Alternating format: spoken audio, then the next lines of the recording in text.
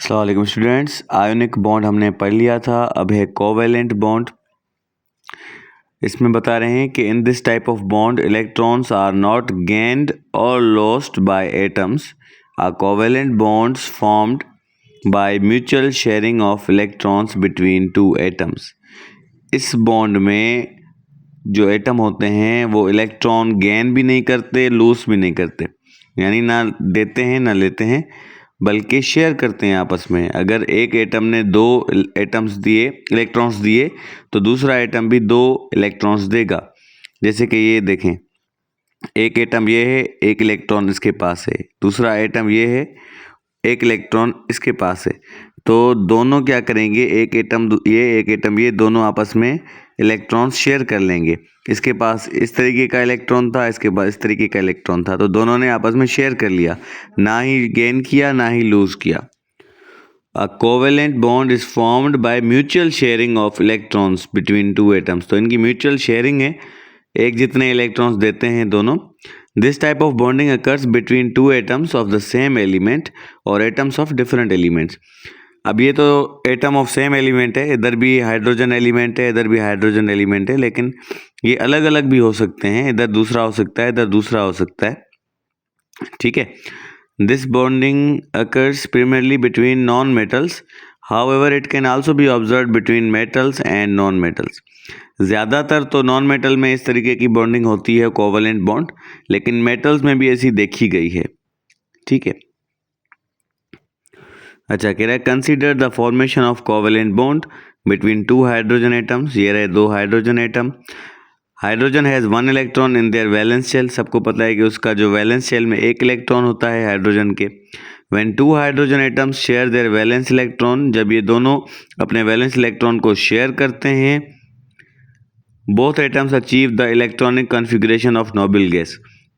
क्योंकि noble gas जो हैं वो स्टेबल होती हैं, उनका जो वैलेंस शेल है वो कम्प्लीटली फिल्ड होता है। तो जब भी किसी एटम का इलेक्ट्रॉनिक कॉन्फ़िगरेशन पूरी हो जाए तो वो नोबल गैस बन जाते हैं and satisfy the duplet rule, और डुप्लेट रूल पूरा हो जाता है। Covalent bond is generally represented by a short straight line between two bonded atoms, ठीक है। ये छोटी सी लाइन दी जाती है। अब कोवेलेंट बॉन्ड की तीन टाइप्स हैं, single covalent bond, double covalent bond और triple covalent bond. A covalent bond which is formed by the mutual sharing of one bond pair is called a single covalent bond। जिस bond में एक एक electron share होगा दोनों तरफ से तो वो सिंगल कहलाएगा। जिस बॉन्ड में दो इलेक्ट्रॉन्स शेयर होंगे तो दो इस तरफ से दो इस तरफ से तो वो डबल होगा। जिसमें तीन होंगे, तीन इधर से तीन इधर से, तो वो ट्रिपल होगा, ठीक है। एग्जाम्पल देखते हैं, ये है, देखें इसकी example, formation of chlorine molecule. अब इसके पास भी वैलेंस शेल में एक एक्स्ट्रा है और इसके पास भी ये एक है, तो ये दोनों आपस में इधर मिला लेंगे, ठीक है। तो ये बन जाएगा सिंगल कोवेलेंट बॉन्ड, ठीक है। एक सिंगल एरो से इसको बताया गया है। डबल कोवेलेंट बॉन्ड कौन सा होता है? Covalent bond which is formed by the mutual sharing of two bond pairs, ठीक है। टू बॉन्ड पेयर इस तरीके से जब दो इलेक्ट्रॉन्स शेयर किए जाएं, दो इधर से दो इधर से, टोटल चार होते हैं लेकिन दो दो होते हैं, दो इधर से दो इधर से, इसको डबल इक्वल से डबल लाइन से शो किया जाता है। और ट्रिपल कोवेलेंट बॉन्ड में थ्री इलेक्ट्रॉन्स होते हैं, तीन इधर से तीन इधर से, ठीक है। ये एग्जांपल्स दी गई हैं। Chlorine molecule single covalent bond में आता है और oxygen molecule double covalent bond में आता है, और उसके अलावा आपका जो है nitrogen molecule triple covalent bond में आता है। उसके बाद है polar and non polar covalent bond. Polar and non polar covalent bond, covalent bonds are formed between two similar and dissimilar atoms. मैंने आपको बताया था कि इसमें सिमिलर एटम्स भी हो सकते हैं, डिसिमिलर एटम्स भी हो सकते हैं। फिर है non polar covalent bond. The covalent bond formed between identical atoms is called non polar.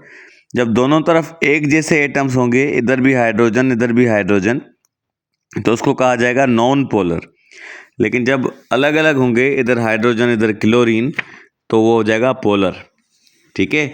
Identical atoms होंगे, सेम एटम्स होंगे, एक जैसे एटम्स होंगे, तो फिर नॉन पोलर कोवेलेंट बॉन्ड कहलाएगा, अगर अलग अलग होंगे तो वो पोलर कोवेलेंट बॉन्ड कहलाएगा। ठीक है। अच्छा, अब है कोऑर्डिनेट कोवेलेंट बॉन्ड, या इसको डेटिव कोवेलेंट बॉन्ड भी कहा जाता है। अब हमने जो पढ़ा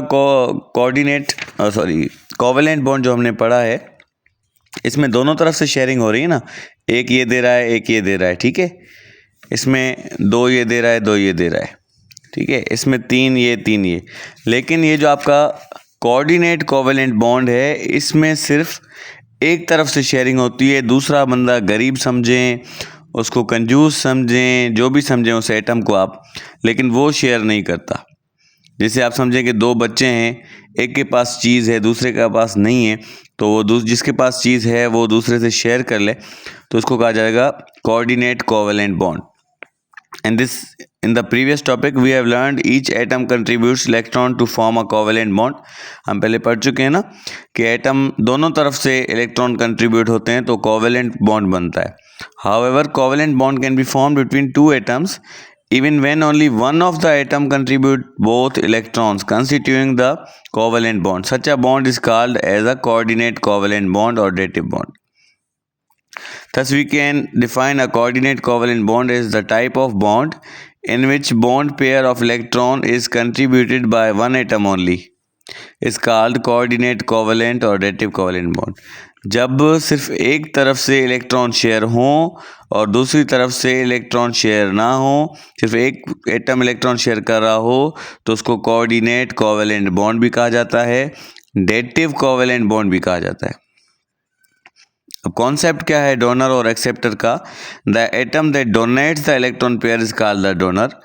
जो इलेक्ट्रॉन पेयर दे रहा है, जो बच्चा जिसके पास चीज़ है वो दे रहा है, उसको कहा जाएगा donor. And the other atom which accepts the electron pair is called acceptor. A coordinate covalent bond is represented by an arrow pointing toward the atom which accepts the electron pair. A few examples। अब जो accept करेगा उसको acceptor कहा जाएगा और arrow उसी की तरफ होगी कि भाई हमारे जो इलेक्ट्रॉन है इधर जा रहे हैं। ये उसकी एक एग्जांपल है। ठीक है, इधर जो आपका हाइड्रोजन है वो डोनर है, तीन उसके पास हैं। नाइट्रोजन एक्सेप्टर है। ठीक है, और ये देखें तो इसकी तरफ आपका जो है एरो है, तो यहाँ पर ये लॉन पेयर है, एन के पास कुछ नहीं है तो एच से वो ले रहा है। ये कह रहा है कि the reaction between ammonia and hydrogen chloride involves the formation of a dative bond between an atom and in NH3 यानी एन का एक एटम इलेक्ट्रॉन, एच के तीन electron, containing lone pair and H ion from HCl.